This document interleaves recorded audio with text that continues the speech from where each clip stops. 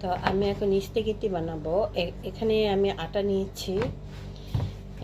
আটাতে দিয়েছি 500 গ্রাম তলরস, দিয়েছি ডিম 10টা ডিম, 1 কেজি আটা। তো দিয়ে আমি এটা ভালো করে ম্যারিনেট করেছি। তো এখন আমি এটাতে রুটি বানাবো, রুটির মতো করে নেব। এটা আমি বানাবো স্পাগেটি।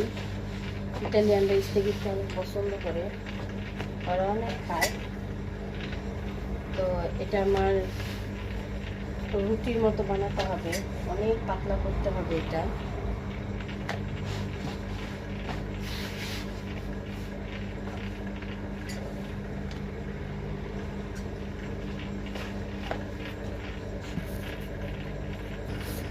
তো এটা আমি অর্ধেক রেখে দেবো, কারণ অনেক বড় হয়ে গেছে, এটা আবার পরে বানাবো।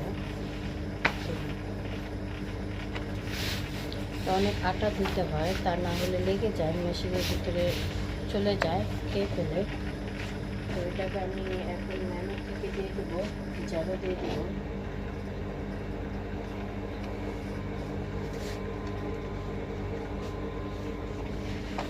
তো দেখুন কি পরিমাণ পাতলা হয়ে গেছে।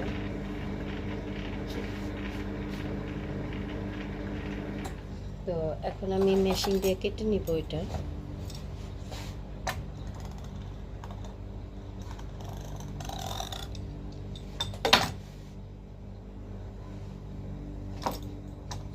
তো এটা এভাবে সবগুলা কেটে নিব, কেটে নেওয়ার পরে এটা ডিজাইন করব।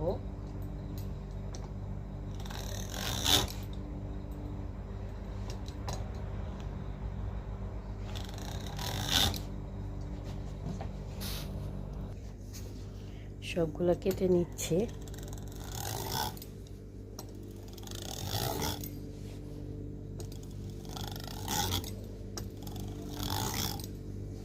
তো এটা এখন আমি ডিজাইন করব।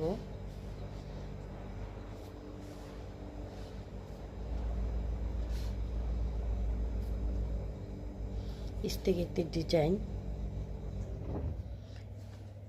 তো সবগুলা ডিজাইন একই হবে।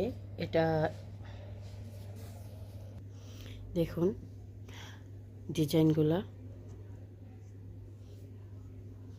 প্রত্যেকটা ডিজাইন এরকমই হবে।